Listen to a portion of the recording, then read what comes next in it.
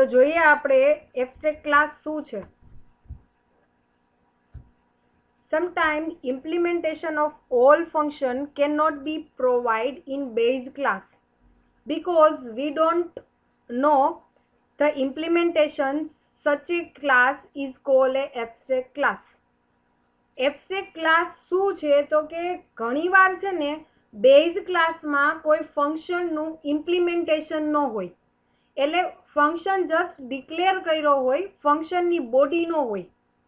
ઘણીવાર એવી સિચ્યુએશન હોય કે એમાં છે ને આપણને ખ્યાલ હોય કે આ ફંક્શન દરેકે દરેક ચાઇલ્ડ યુઝ કરશે, પણ એ ફંક્શન ચાઇલ્ડ ઉપર ડિપેન્ડેડ હોય. તો એ કયો ચાઇલ્ડ કયું આ ફંક્શનને કઈ રીતે યુઝ કરવું છે, બીજા ચાઇલ્ડને આ ફંક્શન કઈ રીતે યુઝ કરવું છે, એ ટોટલી ચાઇલ્ડ ઉપર ડિપેન્ડ હોય. તો આવા ક્લાસ છે કે જેમાં જસ્ટ તમે ફંક્શનને ડિક્લેર કર્યું છે, ઇમ્પ્લિમેન્ટેશન કર્યું નથી. તો આ જે ક્લાસ છે એ ક્લાસને કહેવાય abstract class. For an example, આપણે એક ક્લાસ ક્રિએટ કર્યો છે શેપ. તમારો બેઝ ક્લાસ છે એ છે શેપ. હવે છે ને શેપ ક્લાસ છે ને એના ઘણા બધા ચાઇલ્ડ ક્લાસ હોય. તો શેપ ક્લાસ છે એને બેઝ ક્લાસ ક્રિએટ કર્યો છે, એમાં એક ફંક્શન લીધું છે ડ્રો. તો ડ્રો ફંક્શનથી તમે ઘણી બધું વસ્તુ ડ્રો કરી શકો. રેક્ટેંગલ ડ્રો કરી શકો, સર્કલ ડ્રો કરી શકો, ટ્રાયંગલ ડ્રો કરી શકો. તો આ ટોટલી એના ચાઇલ્ડ ક્લાસ ઉપર ડિપેન્ડેડ હોય કે એને કયું શેપ ડ્રો કરવો છે. ફરીથી એક એક્ઝામ્પલ આપણે અહીંયા સિમ્પલ લીધો છે, બતાવું તમને. આપણે એક ક્લાસ લીધો છે, એનું નામ છે શેપ. શેપ ક્લાસ છે એ પોતે શું છે તો કે પોતે બેઝ ક્લાસ છે. We cannot provide implementation of draw function. હવે શેપ ક્લાસની અંદર એક ફંક્શન લીધું છે ડ્રો. તો આ ડ્રો ફંક્શનનું આપણે ઇમ્પ્લિમેન્ટેશન પ્રોવાઈડ કરતા નથી. ડ્રો ફંક્શનને જસ્ટ ડિક્લેર કર્યું છે, ડ્રો ફંક્શનની બોડી લીધી નથી. But we know every derive class must have implementation of draw.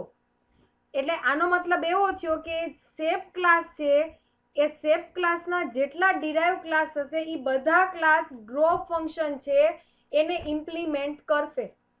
હવે શેપ ક્લાસનો સપોઝ કે ડિરાઇવ ક્લાસ સર્કલ હોય, તો સર્કલ છે એ સર્કલ ડ્રો ફંક્શનને ડિરાઇવ કરશે અને એ ડ્રો ફંક્શનનું પોતે અલગથી ઇમ્પ્લિમેન્ટેશન કરશે.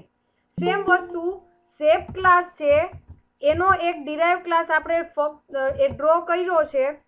તો શેપ ક્લાસનો એક ડિરાઇવ ક્લાસ લઈ લઈએ આપણે ટ્રાયંગલ. તો ટ્રાયંગલ છે એ શું કરશે તો કે ટ્રાયંગલ છે એ ડ્રો ફંક્શન છે એનું ઇમ્પ્લિમેન્ટેશન કરશે. શું કામ તો કે ટ્રાયંગલ છે એનો બેઝ ક્લાસ કોણ છે તો કે શેપ છે. શેપની અંદર એક ફંક્શન છે ડ્રો. ડ્રોને મેં ડિક્લેર કર્યું છે, ઇમ્પ્લિમેન્ટ કર્યું નથી. તો આ જનરલી એબ્સ્ટ્રેક્ટ ક્લાસ કઈ સિચ્યુએશનમાં યુઝ થાય તો કે એબ્સ્ટ્રેક્ટ ક્લાસ એવી સિચ્યુએશનમાં યુઝ થાય કે જ્યારે આપણને ખ્યાલ જ છે કે આ ક્લાસ છે એ બેઝ ક્લાસ તરીકે વર્ક કરવાનો છે. આનો ચાઇલ્ડ ક્લાસ છે એ બેઝ ક્લાસના ફંક્શનને ઇમ્પ્લિમેન્ટ કરશે. કેમ કે આપણને અત્યારે ખ્યાલ નથી કે શેપ ડ્રો કરવું છે, આપણે સર્કલ ડ્રો કરવું છે કે રેક્ટેંગલ ડ્રો કરવું છે કે ટ્રાયંગલ ડ્રો કરવું છે. રેક્ટેંગલ ડ્રો કરવી હોય તો અલગ આર્ગ્યુમેન્ટ પાસ કરવા પડે, ટ્રાયંગલ ડ્રો કરવું હોય તો અલગથી આર્ગ્યુમેન્ટ પાસ કરવા પડે, સર્કલ ડ્રો કરવું હોય તો અલગથી આર્ગ્યુમેન્ટ પાસ કરવા પડે. દાખલા તરીકે શેપ ક્લાસ છે એમાં હું ડ્રો ફંક્શનની અંદર રેક્ટેંગલ ડ્રો કરવાનું કોડિંગ મૂકી દીધું છે, પણ હવે મારે દાખલા તરીકે શેપ ક્લાસ છે એનો ચાઇલ્ડ ક્લાસ સર્કલ આવ્યો તો આવી સિચ્યુએશનમાં એબ્સ્ટ્રેક્ટ ક્લાસનો યુઝ થાય. એબ્સ્ટ્રેક્ટ ક્લાસ શું કરે તો કે એબ્સ્ટ્રેક્ટ ક્લાસમાં ફંક્શન છે ને એ ફંક્શન પ્રોવાઈડ કર્યા હોય, ફંક્શનનું ઇમ્પ્લિમેન્ટેશન પ્રોવાઈડ કર્યું નથી. એટલે શેપ ક્લાસ જો તમારો એબ્સ્ટ્રેક્ટ ક્લાસ હોય તો શેપ ક્લાસની અંદર ડ્રો ફંક્શનને જસ્ટ મેં ડિક્લેર કર્યું છે, એની બોડી લખી નથી. શેપ ક્લાસના જેટલા ચાઇલ્ડ ક્લાસ ક્રિએટ થશે એ બધા ક્લાસ આ ડ્રો ફંક્શનને ઇમ્પ્લિમેન્ટેશન પ્રોવાઈડ કરશે. એટલે ડ્રો ફંક્શનની બોડી છે એ પોતાના ક્લાસમાં જ છે એ ઇમ્પ્લિમેન્ટ કરશે. હવે શેપ ક્લાસનો ડિરાઇવ ક્લાસ ચાઇલ્ડ હોય, રેક્ટેંગલ હોય કે સર્કલ હોય કે ટ્રાયંગલ હોય, એ ટોટલી એના ચાઇલ્ડ ઉપર ડિપેન્ડેડ રહે કે ચાઇલ્ડને સર્કલ ડ્રો કરવું હોય તો એ ડ્રો ફંક્શનમાં સર્કલનું કોડિંગ એડ કરશે. ફોર એન એક્ઝામ્પલ ટ્રાયંગલ હોય તો ટ્રાયંગલ ડ્રો કરવો હોય તો ટ્રાયંગલ ક્લાસ છે એ ડ્રો ફંક્શનમાં ટ્રાયંગલનું કોડિંગ ઇમ્પ્લિમેન્ટ કરશે. તો આવા જે સિચ્યુએશન છે એ સિચ્યુએશનમાં એબ્સ્ટ્રેક્ટ ક્લાસનો યુઝ થશે. અહીંયા એક એનિમલનું એક્ઝામ્પલ લીધું છે કે એક પેરેન્ટ ક્લાસ છે એ એનિમલ છે. હવે એનિમલમાં મૂવ મેથડ ઇમ્પ્લિમેન્ટ નથી કરી. એનિમલ ક્લાસમાં મૂવ મેથડ છે ને એ મૂવ મેથડ ઇમ્પ્લિમેન્ટ નથી કરી, મૂવ મેથડને જસ્ટ ડિક્લેર કરી છે. એનિમલ ક્લાસ છે એના જેટલા ચાઇલ્ડ ક્લાસ આવશે એ ચાઇલ્ડ ક્લાસ શું કરશે તો કે મૂવ મેથડ ઇમ્પ્લિમેન્ટ કરશે. હવે એ ડોગ હોય કે વોટએવર કોઈ પણ એનિમલ હોય, દરેક એનિમલની મૂવમેન્ટ મેથડ અલગ અલગ હોય. તો એ એનિમલ ઉપર ડિપેન્ડ હોય કે કેવી મૂવ મેથડ રાખવી. તો આ સેમ વસ્તુ એનિમલ છે એ એનિમલના ક્લાસ ઉપર ડિપેન્ડ રહેશે કે એને મૂવ મેથડ કેવી યુઝ કરવી. But all animal must know how to move. We can not create object of abstract class. આ એક ખાસ ધ્યાન રાખજો, કયા ક્લાસનો આપણે ઓબ્જેક્ટ ક્રિએટ કરી શકીએ નહીં. તો એબ્સ્ટ્રેક્ટ ક્લાસનો ક્યારેય તમે ઓબ્જેક્ટ ક્રિએટ કરી શકશો નહીં. તમે એનો ચાઇલ્ડ ક્લાસ છે એ ચાઇલ્ડ ક્લાસ આ મેથડનો ફંક્શનનો યુઝ કરશે પણ ક્યારેય તમારો એબ્સ્ટ્રેક્ટ ક્લાસ હશે એનો ઓબ્જેક્ટ ક્રિએટ થશે નહીં. તો આ એબ્સ્ટ્રેક્ટ ક્લાસની થોડીક થિયરી હતી. આમાં કોઈને ક્વેશ્ચન છે? આપણો નેક્સ્ટ પોઈન્ટ છે એ છે કન્સ્ટ્રક્ટર ઇન ડિરાઇવ ક્લાસ. આપણે છે ને બેઝ ક્લાસ, ડિરાઇવ ક્લાસ એ ભણી ગયા છીએ, કન્સ્ટ્રક્ટર એ ભણી ગયા છીએ. કન્સ્ટ્રક્ટર શું છે તો કે કન્સ્ટ્રક્ટર એક સ્પેશિયલ ફંક્શન છે. એનાથી શું થશે તો કે કન્સ્ટ્રક્ટરની મદદથી તમે તમારા ક્લાસના મેમ્બરને ઇનિશિયલાઇઝ કરી શકો. જેમ આપણે ઇન્ટીજર a = 10 લખી છીએ, એનો મતલબ એમ કે તમે એક ઇન્ટીજર વેરિયેબલને ઇનિશિયલાઇઝ કર્યા. પણ તમારે ક્લાસના મેમ્બરને ઇનિશિયલાઇઝ કરવા હોય તો તમે એ રીતે કરી શકશો નહીં. તો એના માટે તમારે C++ લેંગ્વેજ કન્સ્ટ્રક્ટરની ફેસિલિટી આપે છે. કન્સ્ટ્રક્ટર શું કરશે તો કે કન્સ્ટ્રક્ટરની મદદથી તમે તમારા ક્લાસના મેમ્બરને ઇનિશિયલાઇઝ કરી શકશો. ઇનિશિયલાઇઝ કરવું એનો મતલબ એવો થાય કે તમે તમારા ક્લાસના મેમ્બરને વેલ્યુ અસાઇન કરો છો. કન્સ્ટ્રક્ટર ક્યારે કોલ થાય તો કે જ્યારે તમે તમારા ક્લાસનો ઓબ્જેક્ટ ક્રિએટ કરો છો ત્યારે બાય ડિફોલ્ટ તમારો ડિફોલ્ટ કન્સ્ટ્રક્ટર કોલ થશે.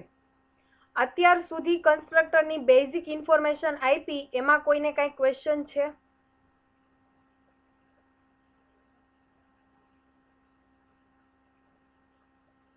Okay. Whenever we create an object of class, the default constructor of that class is invoked automatically to initialize the member of class. આ આપણને બેઝિક ઇન્ફોર્મેશન ખ્યાલ જ છે કે જ્યારે તમે તમારા ક્લાસનો ઓબ્જેક્ટ ક્રિએટ કરો છો ત્યારે બાય ડિફોલ્ટ તમારો જે ડિફોલ્ટ કન્સ્ટ્રક્ટર છે એ ઓટોમેટિકલી કોલ થશે. શું કરવા કોલ થશે તો કે અહીંયા લખ્યું છે initialize the member of class. તમારા ક્લાસના મેમ્બરને ઇનિશિયલાઇઝ કરવા માટે ડિફોલ્ટ કન્સ્ટ્રક્ટર કોલ થશે. પણ એકચ્યુઅલી આપણો પોઈન્ટ શું છે તો કે કન્સ્ટ્રક્ટર છે એ ડિરાઇવ ક્લાસમાં, કન્સ્ટ્રક્ટર ઇન ડિરાઇવ ક્લાસ એ આપણો પોઈન્ટ છે. તો હવે આપણે આપણા પોઈન્ટ ઉપર આવીએ.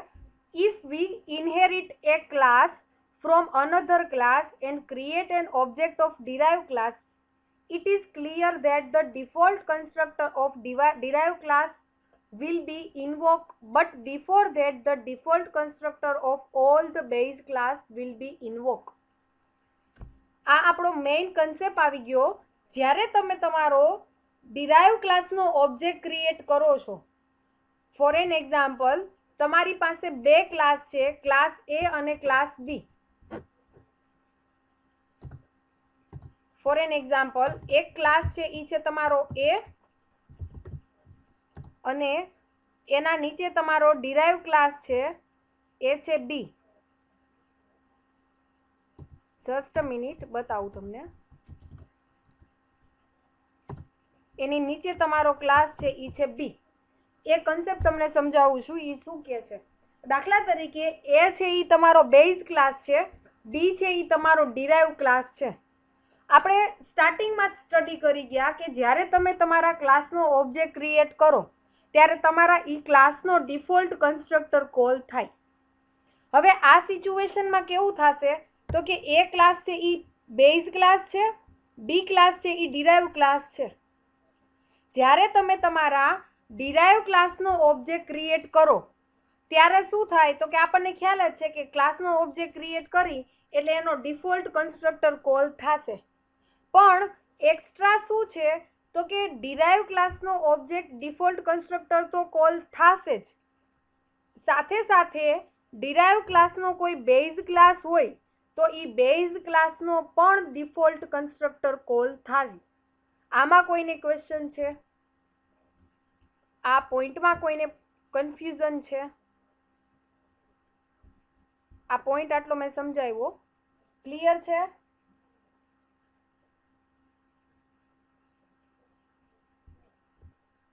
એટલે આ એવું કહે છે કે બી ક્લાસનો ડિફોલ્ટ કન્સ્ટ્રક્ટર કોલ થશે એના પહેલા એ ક્લાસનો પણ ડિફોલ્ટ કન્સ્ટ્રક્ટર કોલ થશે. શું કામ? તો બી ક્લાસ શેમાંથી આવ્યો છે તો કે એ ક્લાસમાંથી આવેલો છે. બી ક્લાસ છે એ ચાઇલ્ડ ક્લાસ છે, એ ક્લાસ છે એ પેરેન્ટ ક્લાસ છે. બી ક્લાસનો તમે ઓબ્જેક્ટ ક્રિએટ કરતા હોય તો જ્યારે આપણે ક્લાસનો ઓબ્જેક્ટ ક્રિએટ કરી ત્યારે ડિફોલ્ટ કન્સ્ટ્રક્ટર કોલ થાય છે, એ આપણને ખ્યાલ જ છે. તો બી ક્લાસનો ઓબ્જેક્ટ ક્રિએટ કરું એટલે બીનો ડિફોલ્ટ કન્સ્ટ્રક્ટર કોલ થશે જ, પણ એના પહેલા એનો પેરેન્ટ ક્લાસ છે એનો ડિફોલ્ટ કન્સ્ટ્રક્ટર કોલ થશે. તો આ જે કન્સેપ્ટ છે એ કન્સેપ્ટને કહેવાય કન્સ્ટ્રક્ટર ઇન ડિરાઇવ ક્લાસીસ. આ કન્સેપ્ટ છે એને કહેવાય constructor in derive classes. The order of invoking is start the base class default constructor will be invoked first and then derived class default constructor will be invoked. હવે આ કઈ રીતે call થશે એનો ઓર્ડર કીધો છે તો મેં હમણાં જ તમને ઓર્ડર કીધું. પહેલા એ ક્લાસનો ડિફોલ્ટ કન્સ્ટ્રક્ટર કોલ થશે, પછી બી ક્લાસનો ડિફોલ્ટ કન્સ્ટ્રક્ટર કોલ થશે. ક્યારે? તો કે જ્યારે તમે બી ક્લાસનો ઓબ્જેક્ટ ક્રિએટ કરો છો ત્યારે. નેક્સ્ટ, તો આપણે આ વસ્તુ એક એક્ઝામ્પલથી જોઈએ. એક સિંગલ ઇનહેરિટન્સ લીધો છે એ એક્ઝામ્પલથી આપણે આ વસ્તુ જોઈએ. દાખલા તરીકે એક ક્લાસ ક્રિએટ કર્યો છે પેરેન્ટ. પેરેન્ટ ક્લાસના પબ્લિક સેક્શનમાં એક ફંક્શન છે એનું નામ છે પેરેન્ટ. કોઈ મને કહેશે આ ફંક્શન કયા ટાઈપનું છે?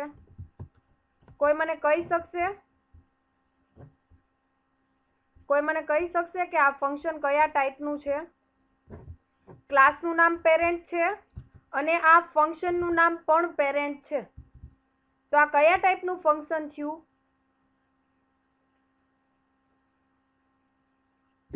કન્સ્ટ્રક્ટર. Very good. જ્યારે તમારા ક્લાસનું નામ અને ફંક્શનનું નામ સરખું હોય ત્યારે એ સ્પેશિયલ ફંક્શન છે કન્સ્ટ્રક્ટર. તો પેરેન્ટ ક્લાસમાં એક કન્સ્ટ્રક્ટર કોલ લખ્યો છે, એમાં મેં જસ્ટ મેસેજ આપ્યો છે ઇનસાઇડ બેઝ ક્લાસ. સી આઉટની મદદથી એક મેસેજ જ પ્રિન્ટ કરાવ્યો છે ઇનસાઇડ બેઝ ક્લાસ. બસ આ ક્લાસ પૂરો. નેક્સ્ટ છે એ છે ચાઇલ્ડ ક્લાસ. સબ ક્લાસ છે એનું નામ આપ્યું છે ચાઇલ્ડ. આ શેમાંથી ડિરાઇવ થયો છે તો કે પેરેન્ટમાંથી. એનો મતલબ એમ કે ચાઇલ્ડ ક્લાસનો બેઝ ક્લાસ કોણ છે તો કે પેરેન્ટ છે. ચાઇલ્ડ ક્લાસમાં પબ્લિક સેક્શનમાં એક ફંક્શન લીધું છે ચાઇલ્ડ. ફંક્શનનું નામ અને ક્લાસનું નામ સરખું છે એનો મતલબ એવો થયો કે આ એક કન્સ્ટ્રક્ટર છે. એમાં મેં મેસેજ લખ્યો છે ઇનસાઇડ સબ ક્લાસ. ઓકે, હવે ઇન્ટીજર મેઇનમાં હું લખું છું ચાઇલ્ડ ઓબીજે. એટલે જ્યારે તમે તમારા ક્લાસનો ઓબ્જેક્ટ ક્રિએટ કરો ત્યારે તમારો ડિફોલ્ટ કન્સ્ટ્રક્ટર કોલ થાય. તો અહીંયા ચાઇલ્ડ ઓબીજે એ મારા ચાઇલ્ડ ક્લાસનો ઓબ્જેક્ટ છે. તો તમારું કમ્પાઇલર ઓટોમેટિક ચાઇલ્ડ ક્લાસ પાસે જશે. ચાઇલ્ડ ક્લાસની ડેફિનેશનમાં શું છે તો કે એ પોતે શેમાંથી આવેલું છે? પેરેન્ટ ક્લાસમાંથી આવેલું છે. એટલે કમ્પાઇલર આ inside sub class message print નહીં કરે, કમ્પાઇલર ઓટોમેટિક પેરેન્ટ ક્લાસમાં વહી જશે. પેરેન્ટ ક્લાસમાં ડિફોલ્ટ કન્સ્ટ્રક્ટર છે તો કે યસ અહીંયા અવેલેબલ છે. આ ડિફોલ્ટ કન્સ્ટ્રક્ટર શું કામ? તો કે રિટર્ન ટાઈપ નથી, ક્લાસનું નામ ફંક્શનનું નામ સરખું છે, આર્ગ્યુમેન્ટ લિસ્ટ પણ નથી. એનો મતલબ એમ કે આ તમારો ડિફોલ્ટ કન્સ્ટ્રક્ટર છે. તો કમ્પાઇલર પહેલા મેસેજ પ્રિન્ટ કરશે ઇનસાઇડ સબ ક્લાસ. હવે શું કરશે? તો કે હવે કમ્પાઇલર અહીંયા જશે inside base class message print થશે પેરેન્ટ ક્લાસનો, અને પછી તમને આ મેસેજ આવશે ઇનસાઇડ સબ ક્લાસ. શું કામ આ પછી આવ્યું? તો કે ચાઇલ્ડ ક્લાસ છે એ નોર્મલ ક્લાસ નથી, એ ડિરાઇવ ક્લાસ છે. કોનો ડિરાઇવ ક્લાસ છે? તો કે પેરેન્ટનો ડિરાઇવ ક્લાસ છે. કમ્પાઇલર ઓટોમેટિક પેરેન્ટ ક્લાસમાં જશે, પેરેન્ટ ક્લાસનું ડિફોલ્ટ કન્સ્ટ્રક્ટર જોશે.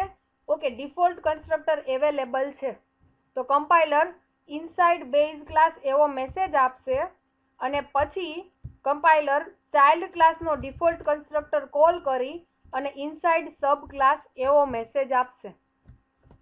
તો તમને આઉટપુટ બતાવું, તમને આઉટપુટ આવા ટાઈપનું મળશે. ઇનસાઇડ બેઝ ક્લાસ એનો મતલબ એમ કે પેરેન્ટ ક્લાસનો ડિફોલ્ટ કન્સ્ટ્રક્ટર કોલ થયો, અને પછી આવ્યું ઇનસાઇડ સબ ક્લાસ. એનો મતલબ એવો થયો કે ચાઇલ્ડ ક્લાસનો ડિફોલ્ટ કન્સ્ટ્રક્ટર કોલ થયો. અત્યાર સુધીમાં કોઈને કાંઈ ક્વેશ્ચન છે? કન્સ્ટ્રક્ટર કઈ રીતે કોલ થાય એમાં કોઈને કાંઈ ક્વેશ્ચન છે? સિમ્પલી મગજમાં છે ને એટલું જ સેટ રાખવાનું, ડિરાઇવ ક્લાસનો તમે કન્સ્ટ્રક્ટર કોલ કરતા હોય તો ડિરાઇવ ક્લાસનો ડિફોલ્ટ કન્સ્ટ્રક્ટર કોલ થાય એના પહેલાં બેઝ ક્લાસનો ડિફોલ્ટ કન્સ્ટ્રક્ટર ઓટોમેટિકલી કોલ થશે વિધાઉટ કોઈ પણ જાતના કોડિંગ વગર. ઓકે, જો આ કન્સેપ્ટ સમજાઈ ગયો હોય તો મેં બીજો એક એક્ઝામ્પલ લીધો છે. આમાં ડિફોલ્ટ કન્સ્ટ્રક્ટર નથી લીધો, પેરામીટરાઇઝ કન્સ્ટ્રક્ટર લીધો છે, એટલે તમને અલગ અલગ એક્ઝામ્પલથી ખ્યાલ આવે. ઓકે, એક ક્લાસ છે એ લીધો છે યુઝર. યુઝરની અંદર બે મેમ્બર છે નેમ અને એજ. એક યુઝર ક્લાસ લીધો છે એની અંદર બે મેમ્બર છે, એક છે નેમ અને બીજું છે એજ. પબ્લિક સેક્શનમાં એક કન્સ્ટ્રક્ટર લીધો છે, એના આર્ગ્યુમેન્ટમાં નોર્મલ વેરિયેબલ લીધા છે. એનો મતલબ એવો થયો કે આ પેરામીટરાઇઝ કન્સ્ટ્રક્ટર છે. એમાં શું લીધું છે? તો કે એક એનએમ લીધું છે અને એક એ લીધું છે. એટલે યુઝર જે વેલ્યુ પાસ કરાવે એ વેલ્યુ નેમમાં સ્ટોર થશે. યુઝરે જે એ સ્ટોર કરાવી વેલ્યુ પાસ કરી છે એ તમારા એજમાં સ્ટોર થશે. યુઝર એનએમ અને એ જે વેલ્યુ પાસ કરે છે એ હું મારા નેમ અને એજમાં સ્ટોર કરાવીશ. નેમ અને એજ શું છે? તો કે યુઝર ક્લાસના બે મેમ્બર છે નેમ અને એજ. નેમ છે એ સ્ટ્રિંગ ટાઈપની છે, એજ છે એ ઇન્ટીજર ટાઈપનો છે.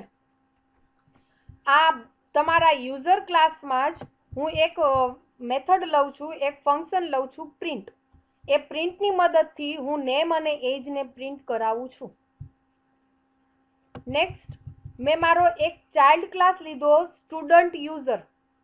સ્ટુડન્ટ યુઝર ડિરાઇવ ક્લાસ છે. શેમાંથી આવેલો છે? તો કે યુઝરમાંથી આવેલો છે. તો યુઝર પેરેન્ટ ક્લાસ થયો, સ્ટુડન્ટ યુઝર ચાઇલ્ડ ક્લાસ છે. સ્ટુડન્ટ યુઝરમાં એક મેમ્બર ડિક્લેર કર્યો છે સ્કૂલ એનરોલ્ડ. એક વેરિયેબલ લીધો છે. હવે હું શું કરું છું? તો કે હવે હું મારા પબ્લિક સેક્શનમાં આ જે કન્સ્ટ્રક્ટર છે એ કન્સ્ટ્રક્ટર ડિક્લેર કરેલો છે. કયો કન્સ્ટ્રક્ટર છે? તો કે સ્ટુડન્ટ યુઝરનો પેરામીટરાઇઝ કન્સ્ટ્રક્ટર છે. પેરામીટરાઇઝ કન્સ્ટ્રક્ટર તો છે જ, પણ સાથે સાથે કોલન કરી મારા પેરેન્ટ ક્લાસનો પેરામીટરાઇઝ કન્સ્ટ્રક્ટર અહીંયા હું કોલ કરું છું. સ્ટુડન્ટ યુઝર નેમ, વાય અને સ્કૂલ એ મારા સ્ટુડન્ટ યુઝરનો પેરામીટરાઇઝ કન્સ્ટ્રક્ટર છે. સાથે સાથે હું શું કરું છું? તો કે કોલન કરી યુઝર પાસ કરેલું છે. યુઝર શું છે? તો કે યુઝર છે એ તમારા પેરેન્ટ ક્લાસનું નામ છે. યુઝરની અંદર પાસ કર્યું છે NAM અને વાય, NAM અને વાય બે વસ્તુ પાસ કરેલી છે. તમને એવું થાય કે આ NAM અને વાય કોના છે, તો કે એ પેરેન્ટ ક્લાસના પાસ કરેલા છે.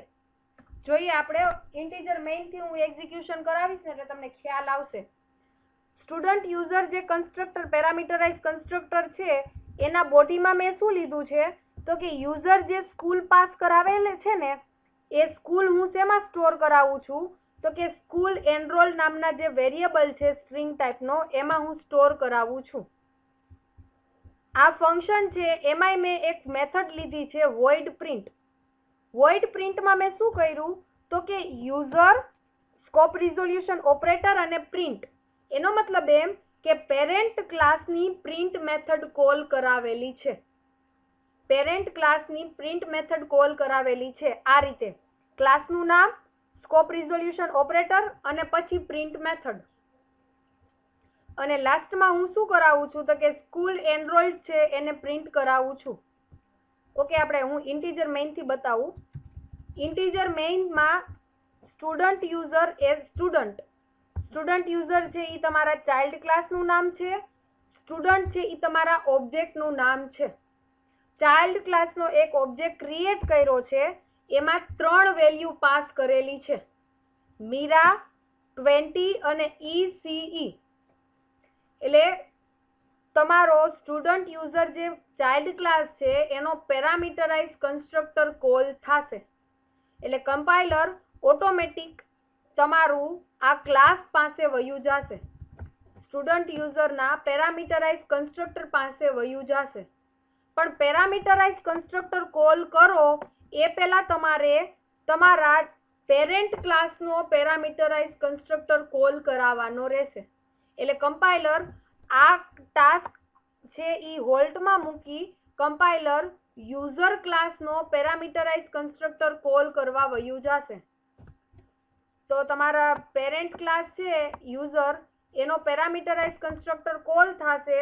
યુઝરે જે વેલ્યુ પાસ કરાવેલી છે નેમમાં, મીરાને એ બધી વેલ્યુ પાસ કરાવેલી છે એ નેમ અને એજમાં સ્ટોર થશે. નેક્સ્ટ શું કર્યું છે, તો કે હવે તમારો ચાઇલ્ડ ક્લાસ છે એનો પેરામીટરાઇઝ કન્સ્ટ્રક્ટર કોલ થશે. ચાઇલ્ડ ક્લાસમાં પેરામીટરાઇઝ કન્સ્ટ્રક્ટરમાં ત્રીજી વેલ્યુ પાસ કરી હતી ECE, તો એ સ્કૂલનું નામ આવી જશે ECE. તો સ્કૂલની જે વેલ્યુ છે એ ECE આવશે, એ શેમાં સ્ટોર થશે, તો કે સ્કૂલ એનરોલ્ડમાં સ્ટોર થશે. સ્કૂલ એનરોલ શું છે, તો કે સ્કૂલ એનરોલ છે એ તમારા ડિરાઇવ ક્લાસનો મેમ્બર છે. એટલે જ્યારે તમે આ રીતે પાસ કરો એટલે તમારો ઓટોમેટિક પેરેન્ટ ક્લાસ છે એનો પેરામીટરાઇઝ કન્સ્ટ્રક્ટર કોલ થશે. આ જે લાઈન હાઇલાઇટ કરી છે એના ઉપરથી. નેક્સ્ટ શું કર્યું છે, તો કે નેક્સ્ટ મેં હવે લીધી છે print method, student print. Student શું છે, તો કે સ્ટુડન્ટ યુઝર ક્લાસનો ઓબ્જેક્ટ છે. સ્ટુડન્ટ યુઝર ક્લાસનો ઓબ્જેક્ટ છે, તો જોઈએ આપણે આ રહ્યું તમારી સ્ટુડન્ટ યુઝર ક્લાસનું પ્રિન્ટ મેથડ કોલ થઈ. આ પ્રિન્ટ મેથડ તમારું કમ્પાઇલર એક્ઝિક્યુટ કરે એ પહેલાં કમ્પાઇલર આ લાઇન એક્ઝિક્યુટ કરશે. એ લાઇનમાં શું છે, તો કે પ્રિન્ટ છે, પણ કોની, તો કે યુઝરની. યુઝર શું છે, તો કે તમારો પેરેન્ટ ક્લાસ છે. એટલે કમ્પાઇલર આ લાઇન બધી સ્ટોપ કરી દેશે, પેરેન્ટ ક્લાસની પ્રિન્ટ મેથડ કોલ કરાવશે. પેરેન્ટ ક્લાસની પ્રિન્ટ મેથડમાં નેમ અને એજને પ્રિન્ટ કરાવવાની છે. તો આપણે પેરામીટરાઇઝ કન્સ્ટ્રક્ટરમાં 2 વેલ્યુ પાસ કરી હતી, નેમમાં પાસ કર્યું હતું મીરા અને એજમાં પાસ કર્યું હતું 20. તો કમ્પાઇલર પહેલા શું પ્રિન્ટ કરશે, તો કે મીરા અને 20 પ્રિન્ટ કરશે, નેમમાં મીરા, એજમાં 20. હવે કમ્પાઇલર શું કરશે, તો કે કમ્પાઇલર હવે આ લાઇન એક્ઝિક્યુટ કરશે, સ્કૂલ એનરોલ્ડ. એમાં સ્કૂલ એનરોલ્ડમાં વેલ્યુ આપણે પાસ કરી છે ECE. એટલે તમને આઉટપુટ છે એ આ ટાઈપનું મળશે, name equal to Meera, age 20, school એનરોલ્ડમાં ECE. તો આ રીતે તમે તમારું પેરેન્ટ ક્લાસનો પેરામીટરાઇઝ કન્સ્ટ્રક્ટર કોલ કરાવી શકો. ડિફોલ્ટ કન્સ્ટ્રક્ટર ઓટોમેટિક કોલ થશે, પેરામીટરાઇઝ કન્સ્ટ્રક્ટર તમારે આ રીતે કોલ કરવો પડશે. આમાં કોઈને કઈ ક્વેશ્ચન છે? તો આ છે ને એક થોડીક થિયરી આપી છે. તમારું બેઝ ક્લાસનો કન્સ્ટ્રક્ટર કઈ રીતે એક્ઝિક્યુટ થશે. દાખલા તરીકે એક ક્લાસ છે બી ક્લાસનો પેરેન્ટ ક્લાસ છે એ. તો આ સિચ્યુએશનમાં પહેલા કન્સ્ટ્રક્ટર કયો કોલ થાય તો કે એ ક્લાસનો કન્સ્ટ્રક્ટર કોલ થશે. એટલે જો અહીંયા લખ્યું છે પહેલા બેઝ ક્લાસનો કન્સ્ટ્રક્ટર કોલ થશે, પછી ડિરાઇવ ક્લાસનો કન્સ્ટ્રક્ટર કોલ થશે. આ તો છે ને સિંગલ હતું. હવે જુઓ દાખલા તરીકે મલ્ટિપલ પેરેન્ટ ક્લાસ હોય તો જુઓ ક્લાસ એ ડિરાઇવ છે, એના બે બેઝ ક્લાસ છે બી અને સી. તો આ સિચ્યુએશનમાં પહેલા બી ક્લાસનો કન્સ્ટ્રક્ટર કોલ થશે, પછી સી ક્લાસનો કન્સ્ટ્રક્ટર કોલ થશે અને પછી તમારું એ ક્લાસનો કન્સ્ટ્રક્ટર કોલ થશે. આ સિચ્યુએશન, આ સિક્વન્સ ખ્યાલ આવ્યો તમને?